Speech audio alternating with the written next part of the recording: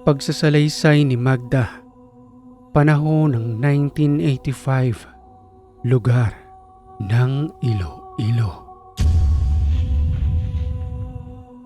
Si Magda at ang kanyang lolo ang naging batikang mamamaslang sa Iloilo at sa kanilang panahon, naging bantog ang kanilang pangalan noon sa kadahilan ng ang kanyang lolo ay isang albularyo, samantalang si Magda naman ay naiwan sa pangangalaga ng kanyang lolo Victor. Kaya nga walang ibang napagpilian kundi siya na maging tagapagmana ng matanda patungkol sa lahat ng kanyang kaalaman pagdating sa lihim na karunungan.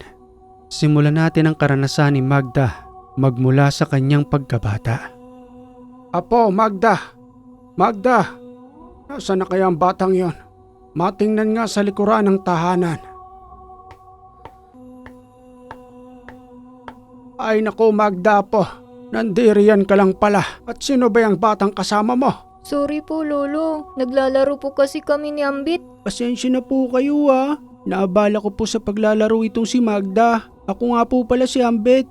Tagaroon lang po kami Malapit lang po sa tahanan ninyo. Ay nako, Magda. Kung nabubuhay lang sanang nanay at tatay mo ngayon, hindi ka mapapabayaan. Pasensya na rin sa iyo, Apo. Maraming pagkukulang sa iyo ang iyong lolo. Ay ako na lamang mag-isang nag-aalaga sa iyo. Matagal na rin namayapa ang iyong lola at mga magulang dahil sa mga aswang na yon na magpahanggang sa ngayon ay patuloy pa rin nanggagambala. Isang hindi inaasahang pangyayari ang nangyari sa kanyang lola, gayon din sa kanyang mga magulang. Magmula nang magtungo sila sa isang isla upang magtinda ng mga isda roon. Subalit lumipas ang 2 araw nang hindi na nakabalik ang kanyang mga magulang at lola. At dahil na rin sa katandaan ng kanyang lolo na hindi na nahanap ang mga ito, subalit ayon sa usap-usapan na isang delikadong isla umanong napuntahan ng kanyang mga magulang sa kadahilan ng may naninirahang mga aswang roon na pinagsususpetsahang kumuha sa mga ito. Gayon pa man alam na ng matandang si Mang Victor kung sinong mga salarin sa pagpaslang sa kanyang pamilya.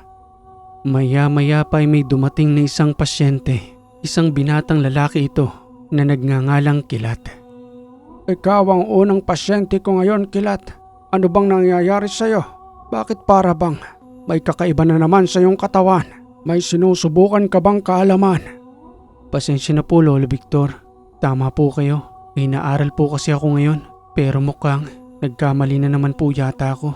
Ito na po yung 3 beses kong pagtungo sa inyo. May isa po kasing matandang babae na inanyayahan po ako sa kanilang samahan. Ang sabi niya po sa akin, marami raw po akong matututunan doon. Parang tulad po ninyo na isang magaling na albularyo. Noong una ayos naman po ang pakikisama nila sa akin. Pero habang tumatagal, Lolo Victor, kakaiba na po ang ginagawa nila. May mga tao po silang kinukulam at ginagamitan po ng itim nilang kapangyarihan. Hanggang sa pati po ako ay binigyan na rin po nila ng karamdaman. At hindi lang po yun. Dahil po sa mga inaral ko sa kanilang katuruan, mayroon pong isang diablong nanggagambala sa akin. Nanggaling po ito dun sa mga letra na itinuro po nila sa akin noon. Hindi ko po kasi alam na nakakatawag na po pala ako ng masasamang espiritu. Patingin nga muna ako ng sinasabi mong libro kung saan nanggagaling ang iyong kaalaman.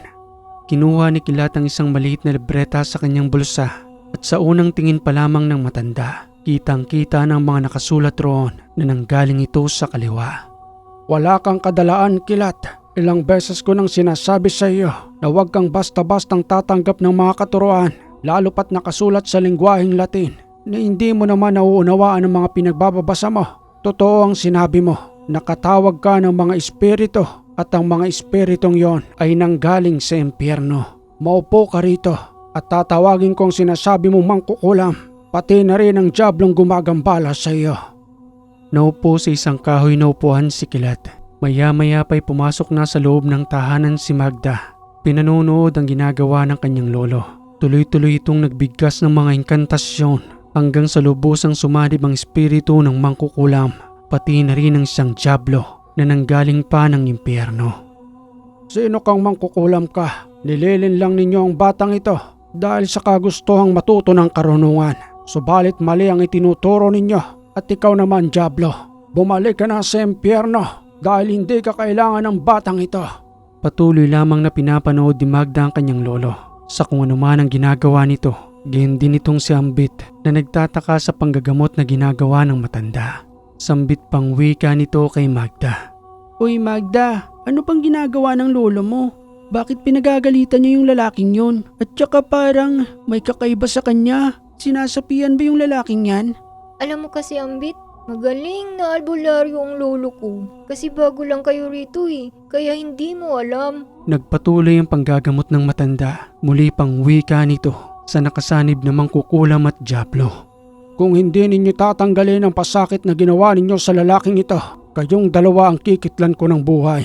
Magsalita kayo. Kung ayaw ninyong patuloy ko kayong pasakitan hanggang sa lubusan kayong mamatay dyan sa loob ng katawan ng pasyente kong ito. Huwag ka nang makialam rito, tandang albularyo.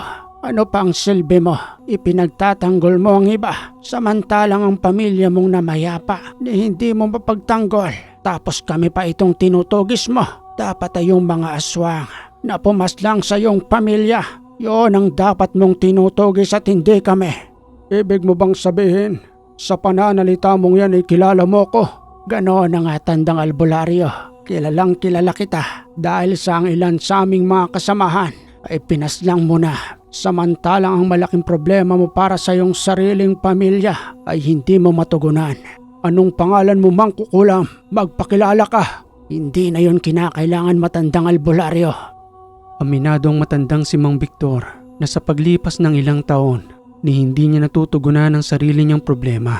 Samantalang ang mga nagpapagamot sa kanya ay madali niyang natutulungan, ngunit ang nangyari sa kanyang asawa, pati na rin sa kanyang anak, ay hindi niya pa mahanapan ng tamang solusyon.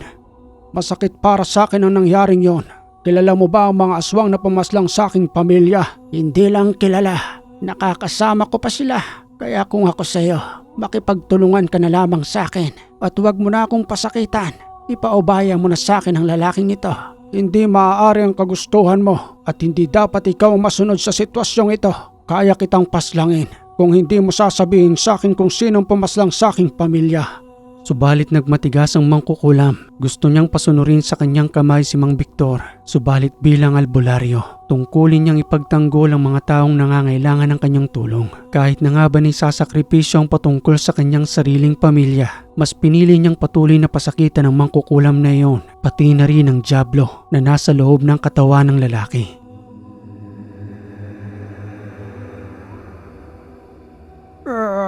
Itigil mo na ito, matandang albularyo. Walang magandang kahahantungan ang ginagawa mo. Imbis na tulungan kita sa problema mo, patuloy mo pa kaming kinakalaban. Hindi ko kinakailangan ng tulong mo o kahit ng sino man sa inyo. Magkaiba tayo ng kakayanan. Papaslangin kita pati na rin ang diablong ito upang lubusang mapalaya ang lalaki sa kanyang karamdaman. Lolo Victor, ano pong ginagawa ninyo? Bakit niyo po pinasasakitan ng taong yan? Oy Magda, tawagin mo nga itong batang kaibigan mo. Nakikialam sa panggagamot ko rito. Dagling tinawag ni Magda itong si Ambit. Maya-maya pa, lubusan ng pinaslang ni Lolo Victor ang mangkukulam, pati na rin ang diablong yon. At dahil sa patuloy na panghihina ng katawan ni Kilat, sa muli nitong pagbabalik sa kanyang malay, uhaw na uhaw ito habang nanlalambot ang kanyang katawan. Lolo Victor, tapos na ho ba ang panggagamot niyo sa akin? Tapos na, iho. Wag na wag ka na muling tatanggap ng kahit na anumang libro, lalo pat kung hindi mo kilala ang nagbibigay sa iyo. Pero gustong gusto ko po talagang matuto. Baka naman po maaaring turuan niyo po ako. Paulit-ulit na po akong naliligaw sa kagustuhan ko po matuto ng karunungan. Pag-iisipan ko, Kilat, dahil ayaw kong gamitin sa kasamaan ang aking karunungan at ituturo ko lamang ito dito mismo sa aking nag-iisang apo. Kay Magda po, iyang bata-bata pa po niya at parang hindi naman ho bagay sa kanya eh. Isa ho siyang babae. Samantalang ako, maaari ko pong tanggapin ang lahat ng ipapasa niyo sa akin. Ipinapangako ko po sa inyo na hindi ko po gagamitin sa kasamaan yan. Madaling magsalita ng tapos ngayon iyo. Subalit baka pagdating ng panahon at nabigyan ka ng malaking salapi para sa serbisyong itinuro ko sa iyo, maaari kang masilaw hanggang sa hindi mo na namamalayan na ang bawat kilos mo sa iyong panggagamot ay kinakailangan na ng kabayaran. Ang karunungang ito ay libre, kaya dapat ay libre din natin itong itutulong sa iba nang kahit na 5 duling ay wala tayong inihinging salapi. Promise po, Lolo Victor, hindi po ako hingi ng kabayaran. Gustong gusto ko lang po talagang matuto ng karunungan ninyo. Sige na po, bigyan niyo po ako ng pagkakataong maging apprentice ninyo. Tulad ng sinabi ko sa iyo, pag-iisipan kong mabuti.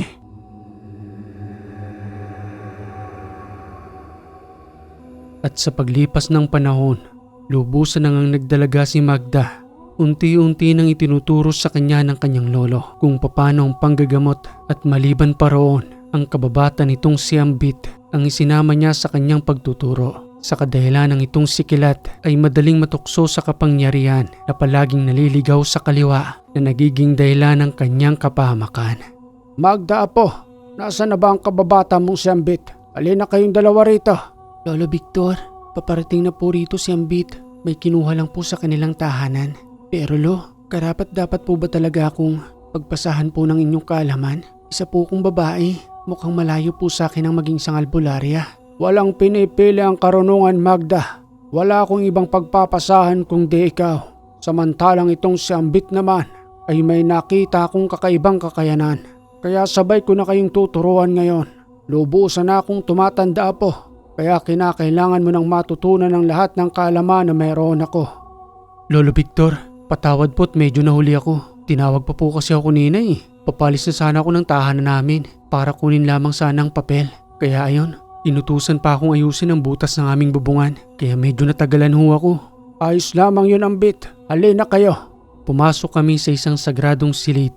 Doon ay patuloy na itinuturo ang lahat ng nakasahad sa kanyang libreta. Inisa-isa niya ito sa amin, pati na rin ang tamang pagdarasal upang makamtan umano namin ang kapangyarihan na hindi nanggaling sa kaliwa kundi nanggagaling sa kanan. Ang mga dasal na ito ay parang isang mabilis na bala. Hindi mo maaaring bitawan kung kani-kanino man dahil pwede itong makapaslang lalo na kung gagamitin sa kasamaan. Subalit ito lamang ang tatandaan ninyo. Ang lahat ay may kaakibat na kaparusahan kaya wag na wag ninyo itong gagamitin sa kalokohan. Ang mga pamilya na sundin ninyo sa kadahilan ng yon ang sinunod ko magmula noon at magpahanggang sa ngayon na nandirito na ako sa inyong harapan bilang isang guro ninyo upang hindi kayo maligaw ng daan at mabitag patungo ng impyerno ang inyong kaluluwa. Nagpatuloy ang pagtuturo ng matanda. Iba't ibang uri ng mga ritual at dasal ang sinasagawa namin. Araw-araw kami nitong sinusubaybayan hanggang sa makalipas ang 3 linggo sa muli niyang pagkakaroon ng pasyente. Tinawag kaming dalawa ni Ambit upang subukan umano ang naipon naming enerhiya sa katawan na mararamdaman niyon ng isang elemento na nakasanib sa katawan ng isang babae. Sige na po, gamitin ninyo ang inyong natutunan. Susubukan lamang natin kung gumagana na ba sa inyo ang mga usal na inyong natutunan sa pagtsatsaga ng ilang araw. Ikaw na kaya muna, Ambit? Parang hindi ko pa yata kaya. Ano ka ba, Magda? Ikaw ang pinauuna ni Lolo Victor. Tingnan mo nga yan oh, pinagtatawanan ka na ng kapring nakasanib sa katawan ng babaeng yan. Sige na, dali na. Ano ba kayong dalawa? Huwag kayong magtulakan. Sinasayang ninyong pagkakataong ito. Hindi ko kayo tinuruan para maglaro. Sige na, Magda, gawin mo nang dapat mong gawin. Dagling nagusal si Magda ng mga inkantasyon. Iniihip niya yun sa kanyang daliri at tinilapat sa katawan ng pasyente. Subalit wala man lamang nangyari ni hindi man lamang ito nasaktan. Bagkus ay pinagtawanan pa sila nito. Gayon din itong si Ambit na sinubukan ng kanyang natutunan.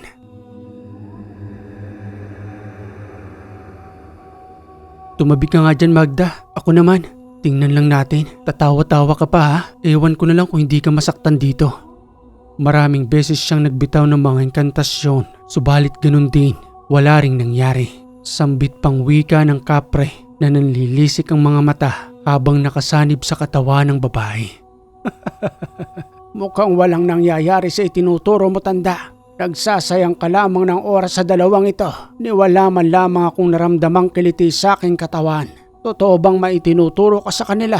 O sadyang wala silang abilidad na tulad mo, kaya itigil mo na yan.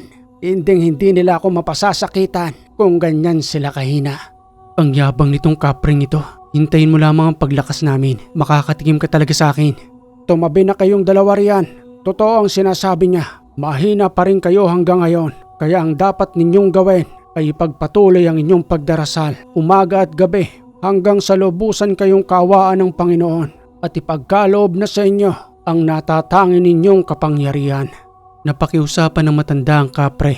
Kinalas nito ang lahat ng pasakit na kanyang inilagay sa katawan ng babaeng yun. Saka naman pinalaya ni Lolo Victor ang mayabang na higanteng kapre hanggang sa magkasundo kami ni Ambit na mas galingan pa namin ng pag-aaral upang ni hindi na muli kaming mapahiya sa kung sino man ang makaharap namin. Elemento man yan, mangkukulam, mangbabarang o kahit ng kinasusuklaman kong aswang.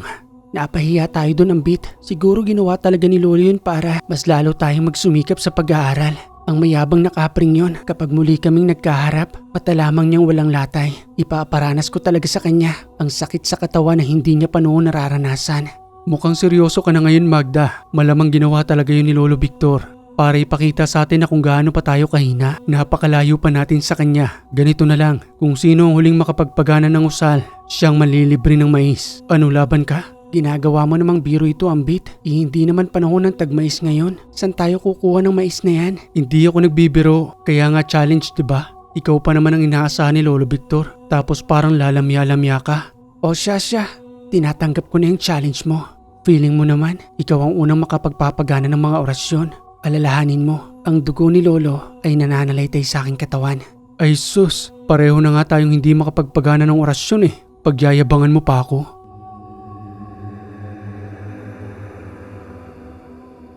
Sa makalipas na 5 buwan, lubusan ang naging bihasa ang dalawa sa pagiging albularyo. Kapansin-pansin naman ang hindi lubusang pagtanda ni Lolo Victor hanggang sa mapag-alaman nilang may subo pala itong agimat na naging dahilan ng pananatili ng kanyang lakas at ng kanyang liksi. Eto na ang tamang panahon kung saan ay magtutungo ako sa isla upang hanapin ang pumaslang sa iyong mga magulang, Magda. Kayo muna ang maiiwan dito sa panggagamot. Kung noon ay hindi ko magawang hanapin sila, ngayon ay may oras na ako para makapaghigante sa ginawa nilang karumal-dumal sa aking pamilya. Pagbabayaran nila ang lahat ng yon. At kahit na ilang taon na ang nagdaan, hindi ako papayag hanggat may natitira akong lakas at buhay dito sa mundo. Tutugisin ko sila magmula sa kanilang pinuno hanggang sa pinakahuli ng kanilang angkan ay wala ko ni isang ititira. Pero Lo, mag-iingat po kayo ron. Ang alam ko po patuloy po ang pagdami ng kanilang angkan kasama na roon ang kanilang pangyayanggaw. Kung gusto niyo po, kami na lamang ang bahala roon ni Ambit at ikaw na lamang manatili rito sa tahanan. Hindi ako makapapayag, Apo. Matagal kong hinintay ang pagkakataong ito, ngunit hindi kita maiwan-iwan. Ngayon ay dalaga ka na at meron ng sariling kaalaman. Kaya mo ng proteksyonan ng iyong sarili, kaya maglalakbay akong patungo roon. Laban ko ito at hindi ka maaaring madamay.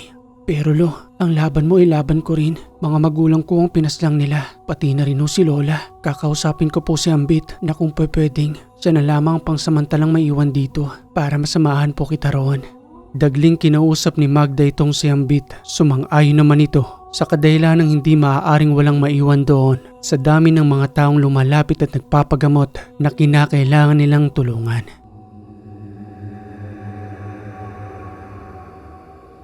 Kinabukasan ay kaagad na lumakad ang dalawang maglolo patungo sa nasabing isla na pinamumugaran umano ng masasamang uri ng mga aswang.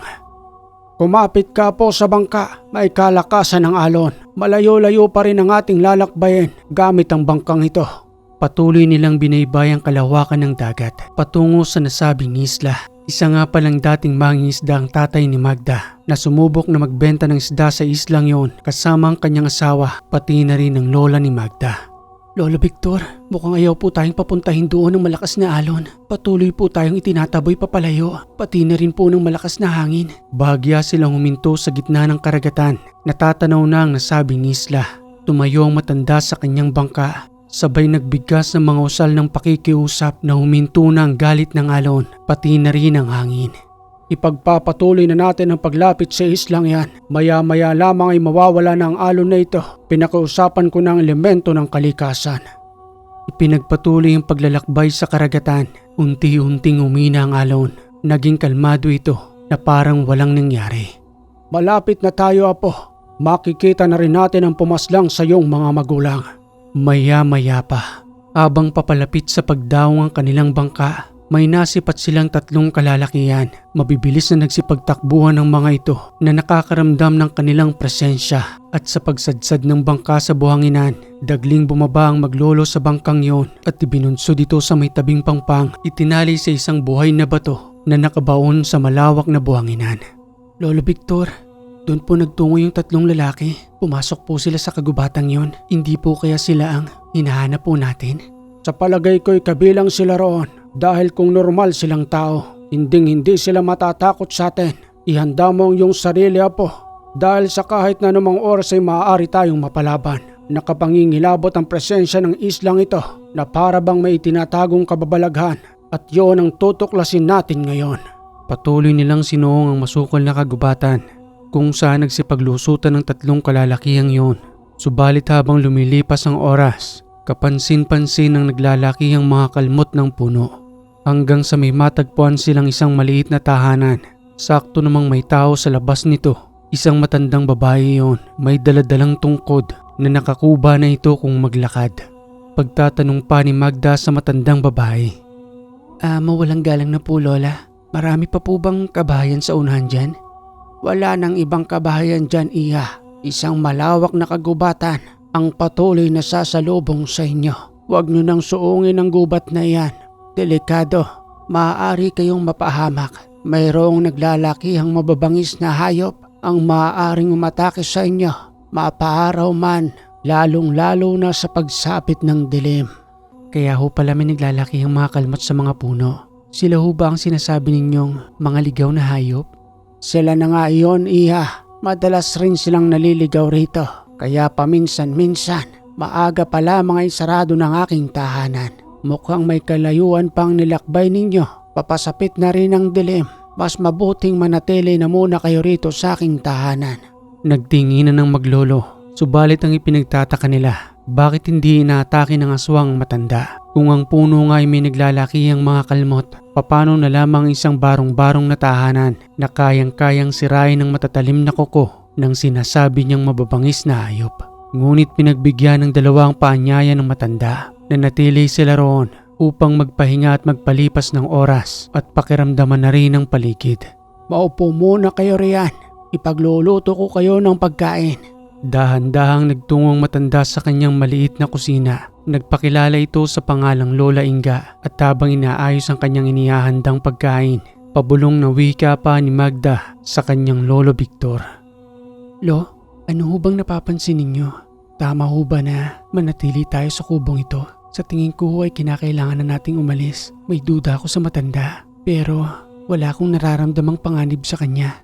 Kahit ako man ay walang nararamdamang panganib. Subalit katakatakang, nag-iisa lamang ang tahanang ito rito. At papano siyang nabubuhay sa ganitong lugar nang wala man lamang kasama sa kabila ng kanyang edad. Pagbigyan muna natin ang kanyang kagustuhan at kung sakali man na may mapansin tayo, lilisanin natin ang tahanang ito upang magtungo sa mas masukal na kagubatan. Maya-maya pa sa makalipas na ilang minuto, nakahanda na ang pagkain. Niyaya silang magtungo sa isang maliit na mesa. Yari lamang ito sa pinagsama-samang kawayan. At nang buksan ng matandang babae ang isang maliit na palayok, bumungad sa kanilang isang mabangong amoy ng karning baboy ramo na niluto ng matanda. Sige na't huwag kayong mahiya. Alam kong nagugutom kayo dahil sa layo ng inyong nilakbay. Huwag kayong mag-alala. Malinis ang baboy ramong iyan. Ang mga bitag ko mismo ang humuli kung saang paligid ng islang ito naglalagay ako ng bitag. Patuloy ang pananahimik ng matandang si Lolo Victor. Tiningnan niya ang pagkain. Pasimple pa niya itong binulungan ng mga usal. Saka inihip sa palayok hanggang sa sumandok ito. Pati na rin ang dalagang si Magda. Sige at kumain lang kayo. Huwag kayong mahihiya. Wala akong nilagay na kahit na anuman sa pagkain yan. Kaya huwag kayong matakot sa akin. Alam kong nararamdaman ninyo. Sasabay ako sa pagkain upang ipakita sa inyong dalawa na hindi delikado ang pagkain inihain ko sa mesa. Sabay-sabay silang kumain ng mga oras na yun hanggang sa maya-maya pa. Nang matapos na nga silang makakain, lubusan ng nilamon ng dilimang paligid at habang nandudoon sila sa may pintuan ng tahanan, ipinasarado ito ng matanda para makaiwas sa kahit na anumang gulo na manggagaling sa kagubatan. Sambit pang wika ni Lolo Victor kay Lola Inga. Bakit napakabuti mo sa amin? Ngayon pa lamang tayo nagkita at mayroon lamang akong itatanong sa iyo. Anong nangyari sa iyong muka? Bakit tila ba nasunog ito na natatakpa ng isang malaking peklat? Lumuha ang matandang si Lola Inga nang maalala niya ang lahat ng nakaraan. Ngunit nang isasalaysay niya na ito, may narinig silang alulong ng mga aso. Nang gagaling ito sa paligid ng tahanan, pinigilan ni Lola Inga ang dalawa na wag nang lumabas at pabayaan na lamang ang mga nilalang sa paligid ng tahanan. Huwag mo kaming pigilan, Inga. Sila ang pakay namin dito. Hayaan mo makipagtuos kami sa kanila dahil sa ginawa nila sa aking pamilya. Matagal na panahon ang aking hinintay at walang makapipigil sa akin na lipulin ng mga aswang na yan. Victor, pabayaan na lamang ninyo sila. Hindi nila tayo sasaktan sa loob ng tahanang ito at sa pagsikat ng araw. Kusa naman silang aalis riyan kaya hindi nyo na kinakailangan pang lumabas para harapin sila. Paano mong nalaman ang pangalan ko? Niwala pa akong sinasabi patungkol sa amin. Sino ka ba talaga, Inga? Ngunit sa patuloy na paghahamon ng mga nilalang, dagling binuksan ni Lolo Victor ang pintuan. Sumunod itong si Magda na lumabas na rin ng tahanan. Victor, Magda, huwag nyo na silang kalabanin. Baka madamay pati ang mga anak natin. Nandiriyan sila kasama ng mga nilalang na yan. Napalingon lamang ang dalawang maglolo sa mga sinabing yun ng matanda. Subalit hindi pa rin niya ito napigilan. Parehong nagiwalay ang maglolo sa dilim hanggang sa marinig ang patuloy na pag-alulong ng mga nilalang na nag-aabang lamang sa paligid ng tahanan. Lolo Victor, mag-iingat ka at kung kinakailangan mong tulong ko, tawagin mo lamang ako. Kinakailangan nating maghiwalay. Marami sila. Mas mabuti yon upang mas mabilis natin silang malipol. Nasipat ni Magdang lumabas si Lola Inga sa tahanan. Subalit habang nandoon ito sa may pintuan na nasisinagan pa ng liwanag ng gasera, nagbago ito ng anyo. Isang aswang ang matandang si Lola Inga. Aswang ka rin palang matanda ka. Mapanlin lang. Sinong anak ang tinutukoy mo? Maghintay ka. Kakaharapin kita upang malaman namin ang tunay mong pagkatao. Nagpatuloy ang sagupang iyon. 7 sa mga nilalang ang napaslang ng maglolo at ang ilan pa roon ay pinaslang naman ng matandang Singa. Hanggang sa 3 silang magkaharap-harap sa harapan mismo ng tahanan ng matanda habang itong si Lola Inga ay nasa anyo pa rin ang pagiging aswang. Sambit pang wika ni Magda habang nakaambang ang patalim na ginagamit niyang pamaslang. Isa ka palang aswang, Inga. Sino ka ba talaga? At bakit mo kami tinutulungan? Unti-unting muling bumalik sa dating anyo ang matanda. Kinuha nito ang kanyang mahabang saplot at saka muling nagsalita sa maglolonang. Ako ang iyong lola, Magda. Sanggol ka pa noon. Nang iwan ka namin para magtungo sa islang ito. Subalit may hindi inaasahang nangyari. Hindi mga tao ang naniniraan dyan sa kabundukan. Hindi nila kami pinakawalan. Sabay-sabay kaming niyanggaw pati na rin ang iyong mga magulang. Pero nagpapasalamat pa rin ako dahil hindi nila kami pinaslang. Subalit, dumating ang araw na tuluyang nilamon ng kadiliman ng iyong mga magulang. Dumating sila sa puntong umapas lang na sila ng mga tao na hindi ko na sila mapigilan. Ngunit ako ay nananatili pa rin sa aking pag-iisip. Hindi ko alam kung bakit. Siguro ay dahil sa mga payo noon ng iyong lolo. Kaya nakontrol ko ang pagiging aswang na hindi ako pumapas lang ng tao. Maraming mga tao noon na naganap sa amin dito. Pati na rin ang iyong lolo. Ngunit nagtatago lamang kami sa kadahilan ng tinatakot kami ng aming pinuno. Napapaslangin ang aking anak kapag tumaliwas kami sa kanila. Kaya mahabang panahon kong itinago ito at hindi ako umuwi ng tahanan. Nanatili ako sa lugar na ito na mahabang panahon at tiniis ang pamumuhay ng mag-isa. Ikaw po ang aking Lola Amora. Ako nga iyon, Magda. Ang aking apo, napakalaki mo na. Ang dami kong pagbukulang sa iyo bilang iyong lola. Salamat at muli kayong bumalik rito. Victor, patawarin mo ako. Hindi na ako nagtungo sa ating tahanan dahil ayaw kong tuksoin ka ng mga tao roon. Isa kang manggagamot, samantalang ang iyong asawa ay isa ng ganap na aswang. Sabi ko na nga ba, malakas ang pakiramdam ko kaya pinili naming magpahinga rito. Kahit na natatakpan ng malaking peklat ang iyong muka, nararamdaman kong ikaw si Amora. Subalit anong nangyari sa iyong muka? Bakit nagkaganyan? Halos hindi na kita makilala. Ito yung mga panahong lumayo na ako sa kanila. Pilit nila akong pinapakain ng tao at nang patuloy ko silang suwayin, pinagkaisa nila ako. Sinunog nila ang aking muka. Pinanunood lamang ako ng aking mga anak noon. Masakit sa aking kalooban. At nang bitawan ako ng mga ito, patuloy akong nagtatakbo hanggang sa lubusang makalayo at nanirahan na mismo malapit sa tabing pangpang na ito. Kaya naman sa tuwing nagagawi sila, hindi na nila ako ginagambala. Kaya naman mas lalong nanaig sa aking puso't isipan na habang buhay na lamang na manatili rito at hindi na magtungo sa ating tahanan, Victor.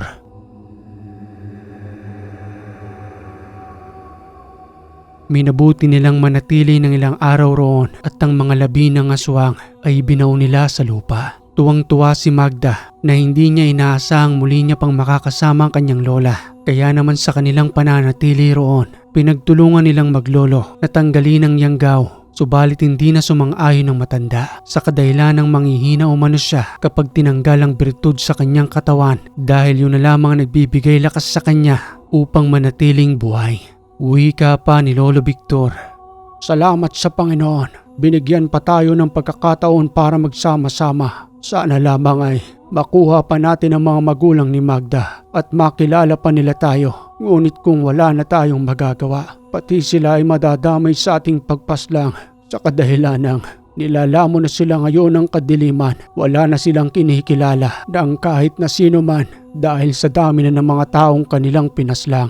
Binubulag na sila ngayon ng dugo at laman ng tao. Kaya sana lang at patuloy kong pinapanalangin na muli tayong mabuo na tulad ng dati nating masayang pagsasama-sama.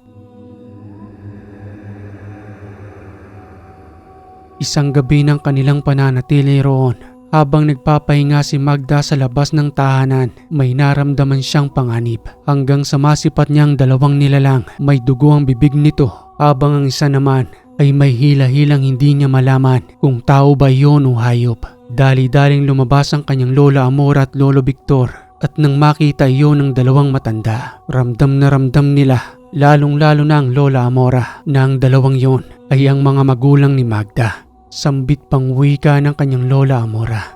Huwag mo silang sasaktan, Magda. Ang dalawang yan ay ang iyong mga magulang. Pagmasdan mo sila ngayon, hindi na sila ang tulad ng dati. Kaawa-awa ang kanilang kalagayan para silang mga ligaw na asong wala na sa katinuan. Anong ginawa nila sa aking mga magulang? Pagbabayaran ito ng kanilang pinuno. Walang kabayaran kundi ang buhay nila dahil tinanggalan din nila ako ng pagkakataon na makasama ang aking mga magulang. Kapag nagkaharap kami, ipaparamdam ko sa kanilang pinuno, pati na rin sa kanyang mga kasamahan, ang lahat ng aking galit. Pagbabayaran nila ang lahat ng kanilang ginawa. Ipinapangako ko yan, Lola. Dagli nang umalis sa mga magulang ni Magda. Wala na ito sa sariling katinuan. Kaya naman ipinaubaya na lamang nila ang tiwala sa Panginoon na sa pagbabaka sakali, muli silang mabuo at manumbalik sa dating isipan ng kanyang mga magulang. Halina kayo rito sa loob. Ikandado na ang pintuan at ang bintana. At kung may marinig man kayong umaaligid sa tahanan, pabayaan na muna natin sila hanggang sa makalawa. Sama-sama tayong magtutungo sa gitna ng kagubatan upang pagtulong-tulungang lipulin sila, lalong-lalo na ang kanilang pinuno. Pero Lola, delikado na po para sa inyo. Mas marami ho sila roon. Mas mabuti sigurong manatili na lamang po kayo rito at kami na lamang ang bahala roon ni Lolo. Pag-iisipan ko, pero para sa akin, sapat na ang mahabang panahong pananahimik ko rito. At kung mamatay man ako, ibinuwis ko ang aking buhay upang ipaglaban man lamang ang aking pamilya. Makalipas ang 2 araw, sumama pa rin ang kanyang lolang si Amora. Binaybay nila ang daan patungo sa kagubatan. Papahapunan nang magtungo sila roon, kabisado ng matandang daan. At nang makarating nga sila roon ng mga bandang 8:00 ng gabi, sabay-sabay na nagsisipag-alulong at huni ang mga ito. Nagbibigay hudyat sa bawat isa upang humanda sa pag-atake. Amora, Magda, humanda kayo. Mapapalaban na naman tayo. Nandirito na sila sa ating paligid. Isa-isang nagsipaglabasan ng mga yon sa gitna ng kagubatan. May matatalim na pangil at nanlilisik na mga mata ang patuloy na pumapalibot sa kanila. Sambit pang wika ni Lolo Victor sa mga nilalang na nasa kanilang harapan. Sino ang pinuno ninyo? Pagbabayaran niya ang ginawa niya sa aking pamilya. Ginawa niyo silang kauri ninyo at hindi kami makapapayag na hindi namin kayo malipol. Mga wala kayong awa. Pagbabayaran ninyo ang lahat ng iyon, ipinapangako namin sa inyong harapan. Maya-maya lamang, may isang lalaking may kalakihan ng katawan ang lumabas na nanggaling sa likuran ng kanyang mga kasamahan. May katangkaran ito na nasa edad 50 pa lamang ng mga panahong yon. Tugong wika pa niya sa mga sinabi ni Lolo. Ako ang pinuno sa samahang ito. Sino kang lapastangang pumasok sa aming teritoryo at kasama mo pa ang taksil na matandang yan? Ako lamang naman ang asawa ng matandang sinasabi mo at ang 2 batang niyanggaw mo noon ay ang magulang ng aking apo. Ikaw ang lapastangan. Wala na kayong mabuting ginawa kung di mangdamay ng mga inosenteng tao. Tutuldo ka na namin ang panahon ninyo ngayon, kaya humanda ka pinuno. Kakatayin ko ang iyong buong katawan dahil sa ginawa mong pagsira sa aking pamilya. Ako na hong bahala sa kanya, Lo. Ipaghihiganti ko ang ginawa niya sa aking mga magulang. Subalit hindi nakinig ang matanda. Patuloy itong lumapit roon na ang tinutumbok ng kanyang paglalakad ay patungo sa pinunong yon. Hanggang sa lubusang magpang-abot ang kanilang kakayanan bilang aswang at bilang isang antingerong manggagamot. Nagkamali kayo ng pagpasok sa aming teritoryo. Ikaw ang kakatayin ko, pati na rin ang iyong pamilya. Subukan natin kung hanggang saan ang kakayanan mo. Nagbagong anyuri ng kanyang lola Amora. Nakipagsabayan ito sa pakikipaglaban sa kanyang mga kauri. Samantalang si Magda naman, gamit ang kanyang daladalang patalim, isa-isang pinapaslang ang lahat ng umaharang sa kanyang daan, pati na rin ang mga tumutugis sa kanya na nasa anyong aso at ang iba naman ay nasa anyo pa ring tao. Ngunit may naghahaba ang pangil at matatalim na kuko hanggang sa matigilan siya nang makaharap niya ang kanyang mga magulang. Itay, inay, ako po ito. Ang anak po ninyong si Magda. Hindi ko po kayang saktan kayo. Nandito po kami ni Lolo upang iligtas po kayong lahat nila Lola. Sumama na po kayo sa amin. Sigaw na wika ng kanyang Lolo Victor habang patuloy na nakikipaglaban. Magda, mag-iingat ka. Hindi ka nila kilala. Lumayo ka sa kanilang harapan dahil maaari ka nilang paslangin. Sige na po, umatras ka. Lolo Victor. Victor, mag-iingat ka sa iyong kalaban. May kakaiba siyang lakas. Kaya siya naging pinuno ng mga aswang. Nasakutang matandang si Lolo Victor. Tinamaan siya ng malakas na kalmot dahil sa pag-aalala sa kanyang apo na hindi kayang sakta ng kanyang mga magulang. Subalit muli naman itong nakatayo. Nagulat lamang siya sa lakas ng tama ng kalmot at naging dahilan iyon ng kanyang pagkatilapon. Subalit ni isang galos ay wala siyang natamo dahil na rin sa lakas ng kanyang kabal sa kanyang katawan.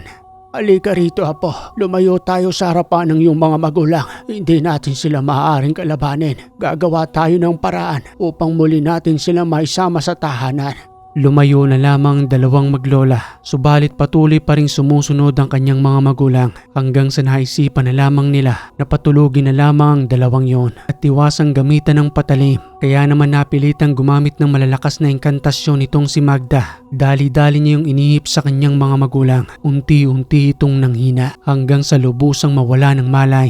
Gamit ng mga baging, itinali nila ang 2 upang kung muli man itong magkaroon ng malay ay hindi na ito muling makalayo sa kanila. May papalapit sa atin, Magda. Maayos na bang pagkakatali mo? Hindi pa po tapos, Lola. Pero saglit na lamang po ito. Ayan at maayos na po. Walang humpay na pakikipagtunggali. Muli nilang hinarap ang mga yon habang itong si Lolo Victor ay patuloy pa ring nakikipaglaban sa pinuno ng mga aswang. Lola, mag-iingat ka. Marami po sila. Huwag ka pong lalayo sa akin upang maisama po kita sa aking proteksyon. Isa-isang pinaslang ng maglola ang patuloy na lumalapit sa kanila hanggang sa dahan-dahang huminto ang mga ito nang makitang sugatan na ang kanilang pinuno dahil sa kakaibang abilidad ni Lolo Victor.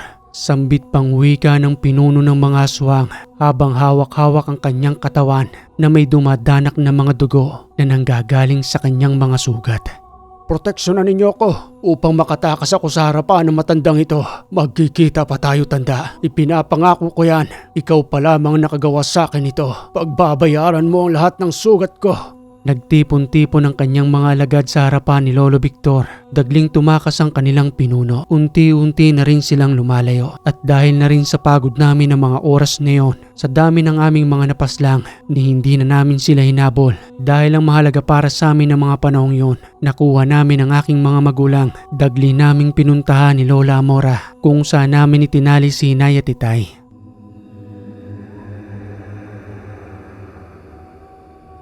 Lola, nandirito pa rin po sila. Wala pa rin pong malay. Saglit lamang at tatawagin ko si Victor. Siya ang mas nakakaalam kung anong dapat nating gawin. Victor, halika rito. Nandirito ang mga magulang ni Magda. Mabuti naman at nakuha ninyo ang ating pakay.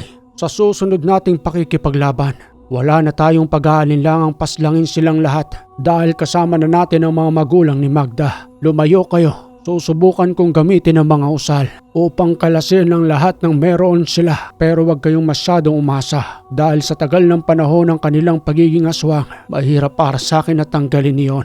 Sana lamang sa patnubay ng Panginoon ay muli pa rin silang manumbalik sa dati.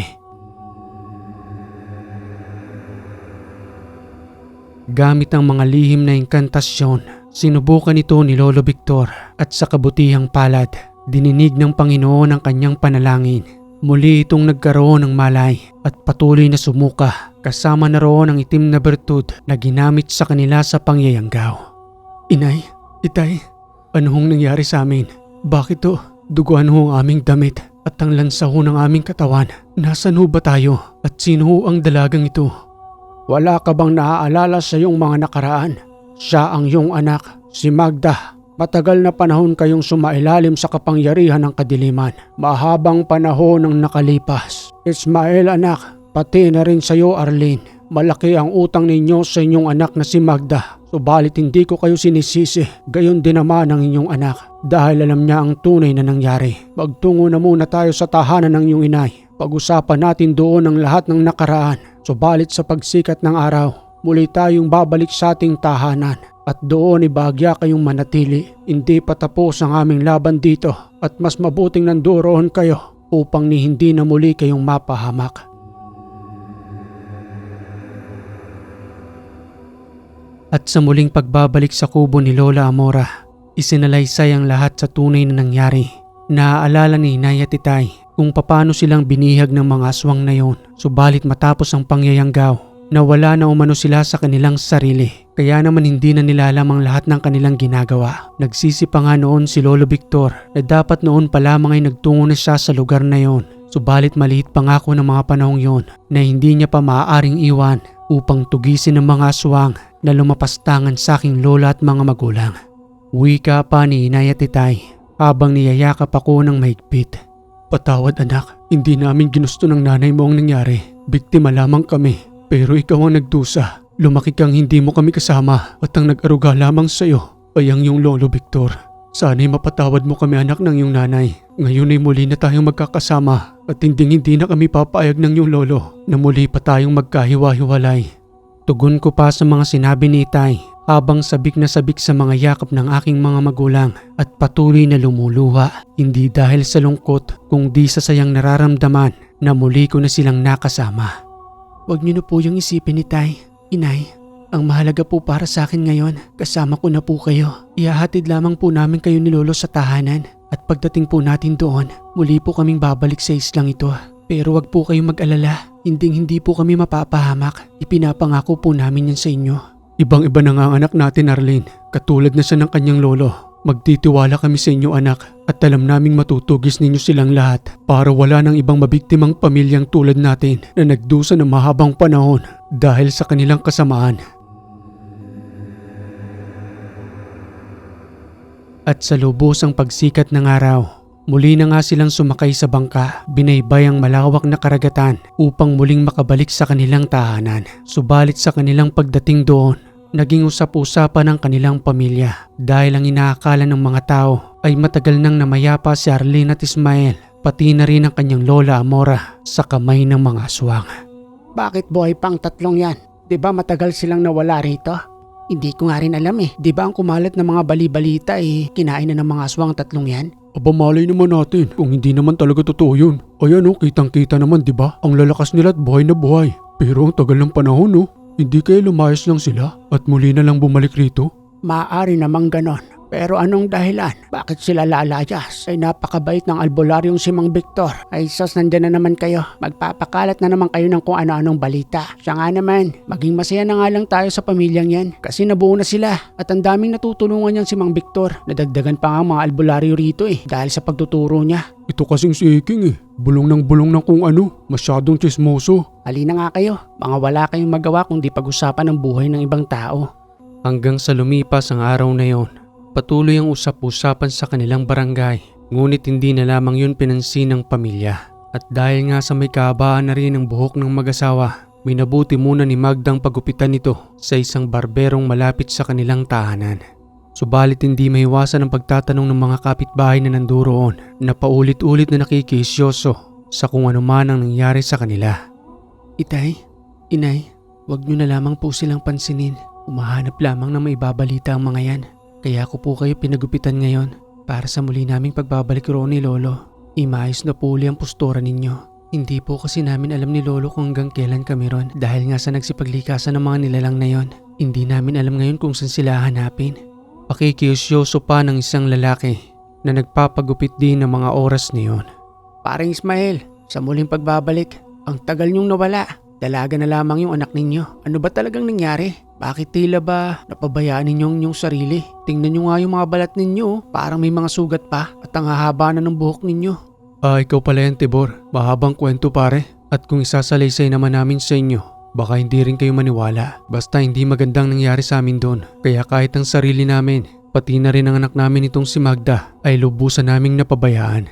Ganoon ba? Mukhang masaklap nga yung nangyari sa inyo ron. Pero ang mahalaga nakabalik na kayo rito. Sige, mauna na ako sa'yo. Tapos na rin ako magpagupit Sige paring Tibor. Huwag nyo na lamang pong sagutin ang mga tanong nila. Hindi nyo po obligasyong magpaliwanag. Maya-maya niyan imbis na muli na tayong tahimik sa ating tahanan, sugurin pa tayo ng mga tao rito kapag nalaman nila ang mga tunay na nangyari. At nang matapos na nga silang makapagpagupit, sa muli nilang pagbabalik sa kanilang tahanan, muli nang naghahanda si Lolo Victor para sa kanilang pagbabalik sa isla kasama si Magda. Sambit pang wika ni Ambit habang nakaupo na nagpapahinga. Lolo Victor, baka po pwede na ako makasama sa inyo ni Magda para matulungan ko kayong dalawa doon. Hindi na kinakailangan, Ambit. Problema ito ng aking pamilya at wala kang kinalaman dito. Ipagpatuloy mo na lamang ang iyong misyon sa panggagamot. Mas marami ka pang matutulungan. Siya nga pala, kamusta naman yung ilang araw mong panggagamot rito? Marami hong nagpapagamot. Pero marami rin hong naghahanap sa inyo. Ang sabi ko nga lang nagbabakasyon lang kayong maglolo para magpahinga. Kaya ako yung pangsamantalang naiwan dito. Pabuti naman kung ganon, Ambit. Ipagpatuloy mo lamang yung magandang gawain. Panginoon na ang bahala sa iyo.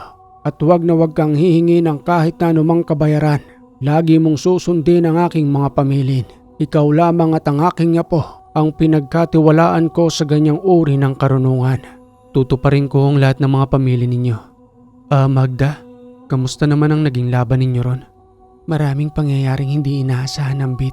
Hindi ko rin alam na ganun sila karami. Pero dahil sa kagustuhan kong makuha si Inay at Itay, tinatagan ko ang aking sarili para silang mababangis na hayop na kahit na sino man ay maaari nilang atakihin. Mag-iingat ka na lamang muli, Magda. Maghihintay kami rito ng iyong nanay at tatay. At wag na wag mong pababayaan ang sarili mo ron. Mas lalo mong palakasin ang iyong proteksyon para na hindi ka man lamang nila masugatan. Maraming salamat, Ambit, sa paalala. Pakibantayan na lamang rito si nanay at tatay, pati na rin si Lola. Huwag mo silang alalahanin. Akong bahala sa kanila rito.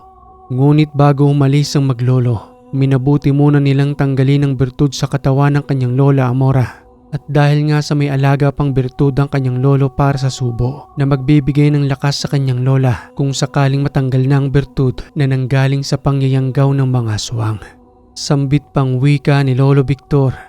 Halika rito, Amora, sa loob ng silid upang maging panatag naman kami roon ni Magda. Lubusan na nating kakalasin ang bertud sa iyong katawan at huwag kang mag-alala. Kung ano man ang lakas ng katawan na meron ako ngayon ay mapapasayo rin sa pamamagitan ng subo. Walang pinagkaiba sa ginawa sa inyo ng pangyayanggaw. Subalit ang may dudulot nito ay magbibigay ng lakas sa iyong katawan sa pamamagitan ng agimat ng buhay na nanggaling pa sa kalikasan. Pinagtulungan ng maglolong kalasin ang bertud sa katawan ng kanyang Lola Amora. Paulit-ulit na nagkarga ng mga inkantasyon hanggang sa magduduwal ito na inilabas ang birtud ng pangyayanggaw. Eto Amora, buksan mo ang iyong bibig at tanggapin mo ang mutyang ito. Naging panatag na ang dalawang maglolo nang matanggal na nila ang birtud ng pagiging aswang at kampante na silang muling babalik sa isla upang muling lutasin ang problemang idinulot sa kanila ng mga aswang. Kinabukasan ng tanghali, muli na nilang binaybay ang kalawakan ng karagatan patungo ng nasabing isla at sa kanilang muling pagdaong roon, tahimik pa rin ang lugar hanggang sa muli silang magawi sa dating tahanan ng kanyang lola. Patuloy silang naglakad upang mas maaga nilang mahanap kung saan nagtatago ang mga nilalang doon mismo sa kabundukan ng islang yon. Lo, nalagpasan na natin ang lugar kung saan nagkaroon dati ng digmaan. Ang tanong saan kaya tayo mapapadpad nito? Sa lawak ng kagubatang ito, kahit ako wala na ring makitang mga tahanan dahil sa mga naglalaki ang mga puno at nagtataas ang mga damo. Huwag kang mag-alala po, mahahanap din natin sila. Hinding-hindi na sila lalayo sa lugar na ito. Ito ang kanilang kinasanayan. Batid kong maraming nagkalat na mga ligaw na hayop rito. Kaya mas nananatili sila sa lugar na ito na kung sakaling wala man silang mabiktimang tao, mga ligaw na hayop ang ginagawa nilang pagkain. Nagpatuloy lamang sila sa kanilang paglalakbay hanggang sa may madaanan silang isang malaking sapa. Doon ay may dalawang kababaihang naglalaba. Papadilim na ng mga oras na yun. Minabuti nilang magtungo sa dalawang babaeng yun. Subalit habang papalapit pa lamang sila, batid na ang takot sa kanilang muka na dali-daling kinuha ang kanilang planggana para makalayo sa maglolong papalapit. Saglit lamang iya, huwag kayong matakot sa amin. Hindi kami masamang tao. Huminto ang isang dalaga. Subalit ang isa naman ay patuloy sa kanyang pagtakbo na halos magkandahulog na ang kanyang daladalang nilaban.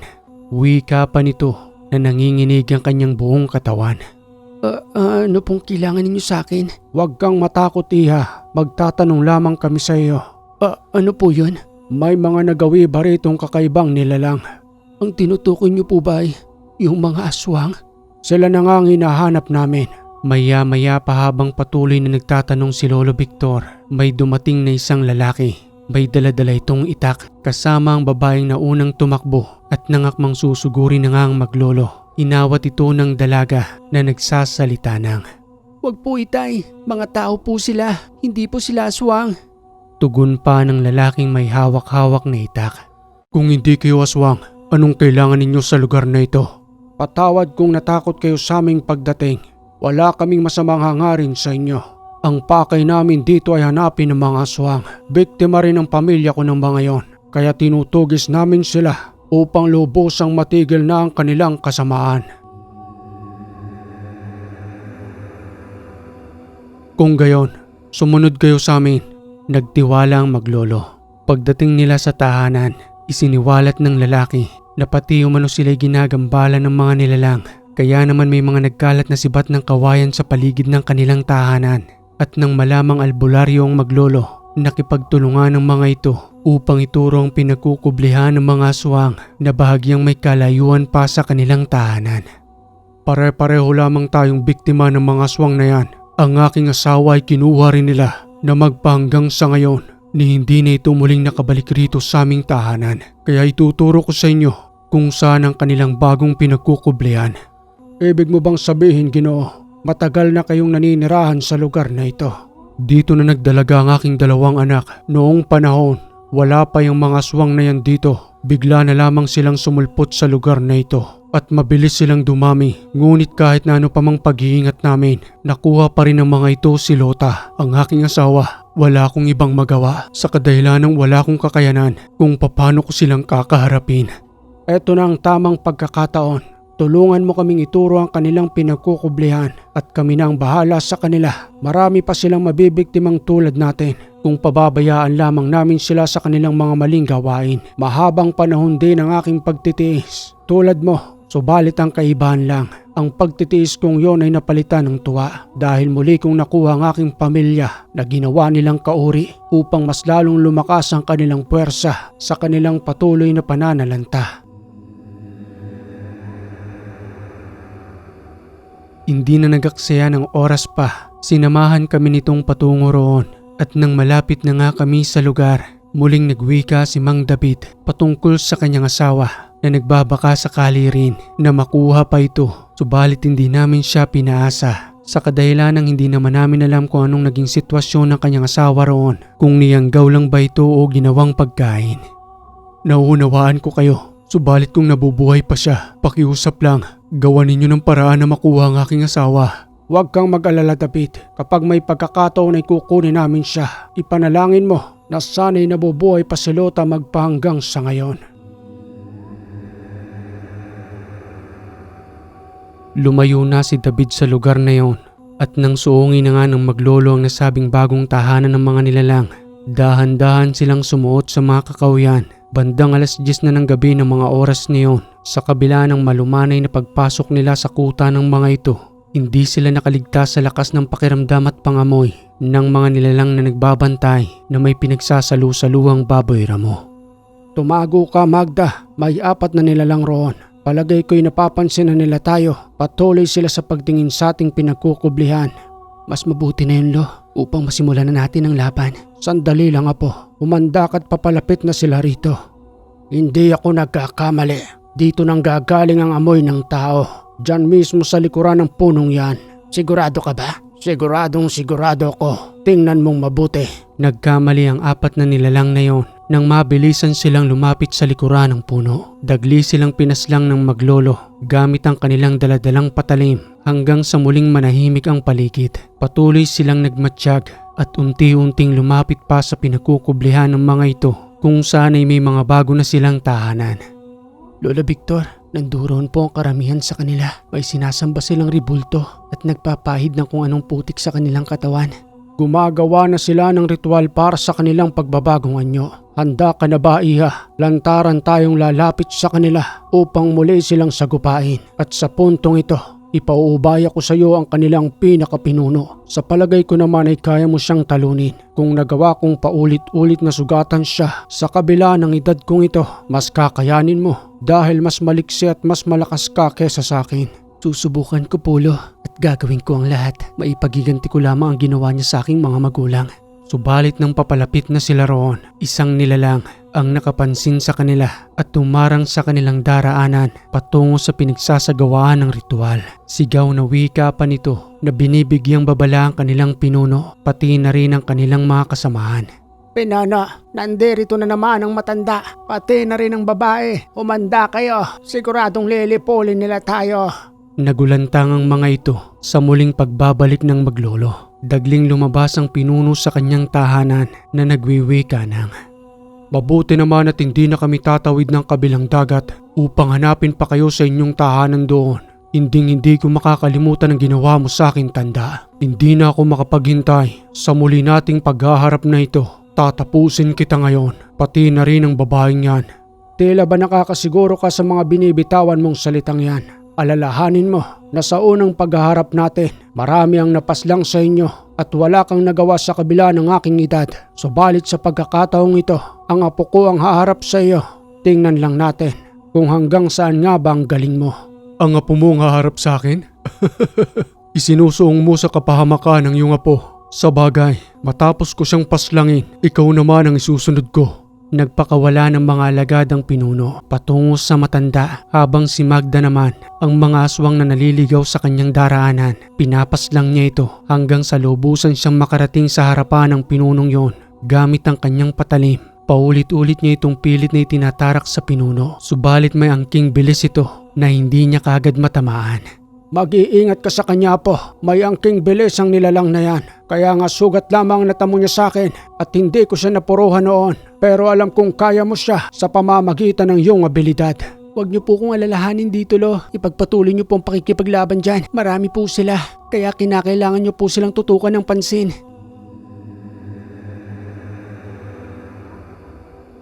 Nagpatuloy ang ikalawang madugong digmaan. Isa-isang ginigilitan ng matanda ang mga nilalang na naglalakas loob na sumugod sa kanya, samantalang si Magda naman ay bahagyang nahihirapan na masakutang pinuno. Maraming beses siya nitong kinakalmot at ginagamitan ng lakas na nagiging dahilan ng kanyang pagkatilapon. Bilang isang babae, may kahinaan pa rin siya laban sa lalaking aswang na pinunong yon. Mukhang nahihirapan ka yata, Iha. Aminin mo nang hindi mo ko kaya. Ipaubaya mo na sa akin ang buhay mo, pati na rin ang iyong lolo. At pagkatapos ninyong dalawa, babalikan ko ang iyong mga magulang, pati na rin ang iyong lolang Taksil. Papaslangin namin sila upang magsama-sama na kayo sa kabilang mundo. Hindi maaari ang gusto mo. Ipinagkait mo na sa akin ng ilang taong hindi ko nakasama ang mga magulang ko. Tapos ngayon, papaslangin mo pa sila. Wala kang kaluluwa. Mas masahol ka pa sa mga sinasamba ninyong demonyo. Humanda ka. Pagbabayaran mo ang lahat ng ginawa mo sa amin. Ako ang papaslang sa'yo. Huwag kang padadala sa matatalim niyang dila, Magda. Inuubos niya lamang ang pasensya mo upang mas mangibabaw ang iyong galit. Mawawala ka sa iyong wisyo kapag sinunod mo ang iyong puso. Gamitin mo ang iyong isipan kung paano mo siyang mapapaslang. Ni hindi siya pinababayaan ng kanyang lolo. Sa kabila ng pagiging abala nito sa pakikipaglaban, muling hinarap ni Magda ang nilalang, ngunit sa paulit-ulit na pagsugod, para lamang siyang tumatarak sa hangin nang hindi man lamang tinatamaan ang nilalang, hanggang sa mahanapan ito ng pagkakataon nang pinuno namang yun ang sumugod sa kanya. Habang nanggagaling sa kanyang likuran, dagli siyang humarap roon at itinarak sa dibdib ang kanyang matalim na punyal. Lasapin mo ang sakit na ito. Ikaw naman ngayon ang magdurusa. Sa kabila ng lahat ng taong pinaslang at pinasakitan mo, ramdamin mo ngayon ang talim ng punyal na unti-unting bumabaon sa iyong puso. Itigil mo yan. Huwag mo tong gawin sa akin. Walang awang tuloy-tuloy na ibinabaon ni Magda ang punyal, hanggang sa patuloy na maghingalo ang nilalang. At nang makita iyon ng kanilang mga kasamahan, isa-isa itong nagsipaglikas. Sambit pang wika ni Lolo Victor habang pinanunood ang ginagawa ni Magda. Tuluyan mo na yan, Apo. Wala siyang karapatang mabuhay sa mundo. Ang dapat lamang sa kanya'y mamatay upang pagdusahan ng kanyang kaluluwa ang lahat ng kanyang kasamaan sa impyerno. Pabulong na wika pa ni Magda sa nilalang habang nag-aagaw buhay. Itong tatandaan mo, kahit nanduroon ka na sa kabilang mundo, patuloy ka pa rin naming hahanapin dahil kami ang maglolong kumakatay ng mga aswang. Okay mga kaiwaga, napakaganda at angas ng kwentong ito. Maraming salamat sa nagpadala ng kwentong ito na itinago natin sa pangalang Magda. At kung nagustuhan mong kwentong ito mga kaiwaga, palambing naman po ng like and share. At kung hindi ka pa nakaka-subscribe, click mo na yung subscribe button dyan, pati na rin yung bell para updated ka sa ating mga bagong kwento. Muli mga kaiwaga, maraming salamat sa lagi ninyong pagantabay dito sa Ang Hiwaga.